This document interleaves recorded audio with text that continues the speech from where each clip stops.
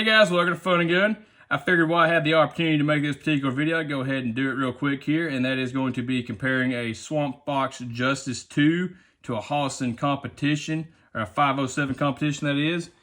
And really where I got this idea is I have my buddy from He Teaches My Hands to War YouTube channels, Archon Type B, in for a video, and it has this Justice 2 on there. And after shooting this particular dot, I was actually quite impressed with it, especially after I got back in and was looking at the price compared to the Holosun here and just the features you get with this for that price. So let's go ahead and talk about the price a little bit here. This particular version is the multi-dot version, and it comes in at $299. You can get a green 6 MOA dot and a red MOA dot only. Two different versions. They're not, you don't get green and red in the same dot, but those particular versions of the red dot are $259.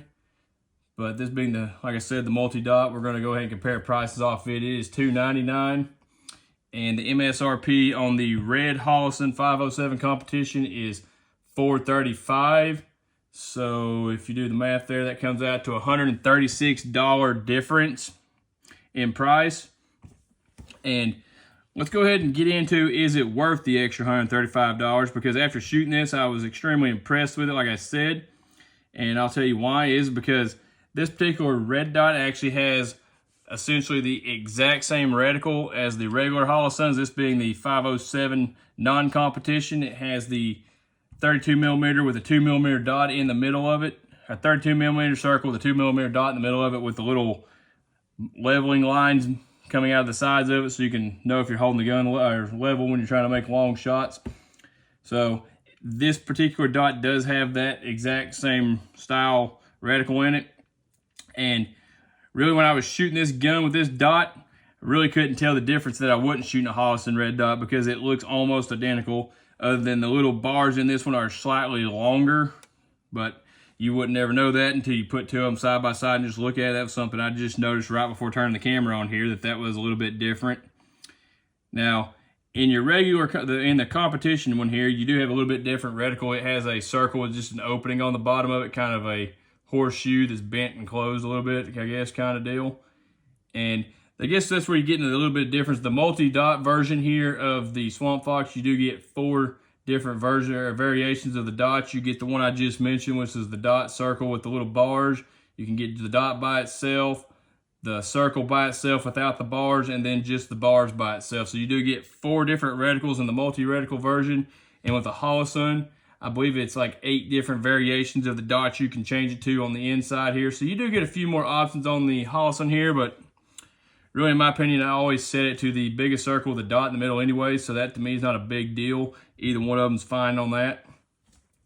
But I figure that is something you do get with the Holosun that you don't get with this, is some more dot options, which you're going to set it and leave it anyway. So if you set this one and leave it on whichever one you like, you're going to get used to it, and it's not a big deal regardless. But that is something you can do. And they do also make the Holosun in a green.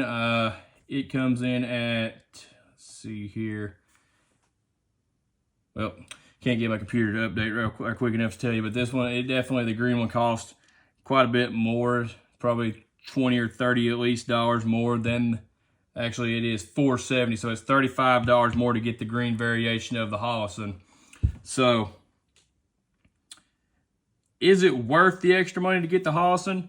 I guess it depends on what you're doing with the gun. In my opinion, after shooting this Swampfox, the answer is no, not really. But it also, I guess, one more thing it does play into this is what gun you're going to mount it on, because you are limited on the Swampfox what you can put it on, because you do have a 10mm overhang on the front of the dot there, which is something similar to something you'd see on some of the Trijicon red dots. And it's not my favorite way of doing it, because if you go to put this on something such as a 2011 or a 1911 or just something in general where the slide cut is very close to the window, this is going to hang over it and you're going to cause cycling issues. So it is limiting what guns you can put this on. You don't have that problem with the Holosun because it is flush with the front of the mount. So I guess that's the only real con I can find of this. I mean, you got real snappy buttons. Nothing wrong with them there. They're rubbery, nice click to them.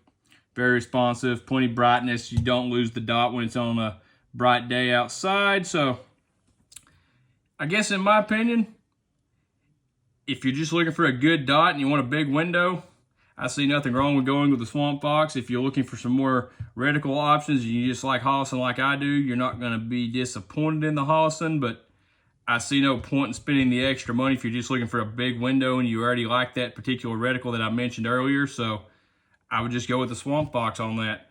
And as of durability, I can't justify that because I'm not going to go out and beat either one of these dots to the point where they don't work. But for the fact that I know quite a few people that have Swampfox and never had any issues with them, I can justify that it is definitely a good dot and you're getting it at a good price compared to the Holosun. That's really all I had for you today. Okay, if you made it this far, I just want to say thanks for watching. Don't forget to like, comment, and share. If you're looking for more Fun&Gun right now, you can click one of the 2 recommended videos there. If you're looking for more Fun&Gun later, you can go ahead and click that there subscribe button. I sure would appreciate it. And if you're finding me from Facebook, go ahead and click that open app button at the top to make all that a lot easier, and I'll see you next time.